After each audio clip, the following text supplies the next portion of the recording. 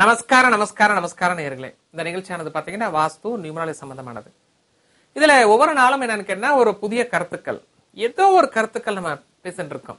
இப்போ ஒரு சிலர் சொல்லுவார்கள், அந்த மாதிரி எனக்கு கேட்டா எனக்கு ஒரு தோஷங்கள் இருக்கு, இந்த தோஷத்தை போக்குறதுக்கு எந்த கிரகத்தால அதை போக்க முடியும், இந்த தோஷத்தை போக்குறதுக்கு எந்த கிரகத்துக்கு வலிமை இருக்கு அப்படின்னு சொல்லிட்டு ஒரு சிலர் கேட்கிறார்கள். இப்ப உதாரணமாக ஒரு சூரியனோட தோஷத்தை போக்க வேண்டும் என்றால் கண்டிப்பாக புதன் அந்த தோஷத்தை நீக்குவார்.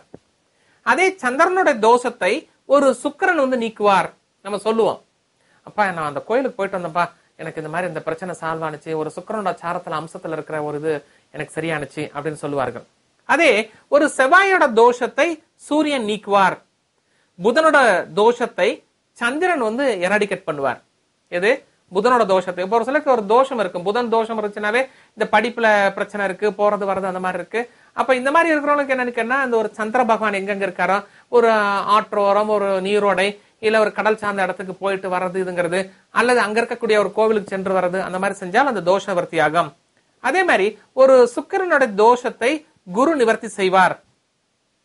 சனி பகவானுடைய தோஷத்தை நீக்குபவர் அதிகமாக செவ்வாய் நீக்குவார் அப்படின்னு சொல்லிட்டு கணக்கு இருக்கு. ஒரு ராகுவோட தோஷத்தை சனி பகவான் போக்குகிறார், அதே கேதோட தோஷத்தை ராகு போக்குகிறார் அப்படின்னு சொல்லிட்டு நிறைய சாஸ்திரங்கள் கூறுது.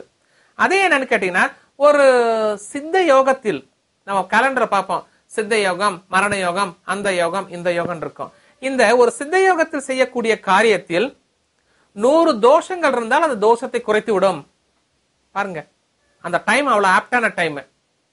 எப்படி நம்ம ரேஷன் கடையில சக்கரை போடுற அன்னைக்கு போனா சக்கரை கண்டிப்பா உண்டு, கோதுமை போடுற அன்னைக்கு போனா கோதுமை தான் உண்டு. அது மாதிரி இந்த சித்த யோகத்தில் செய்யக்கூடிய காரியத்தில் 100 தோஷங்கள் இருந்தால் அதை போக்கும் அப்படின்னு சொல்லிட்டு கணக்கு இருக்கு.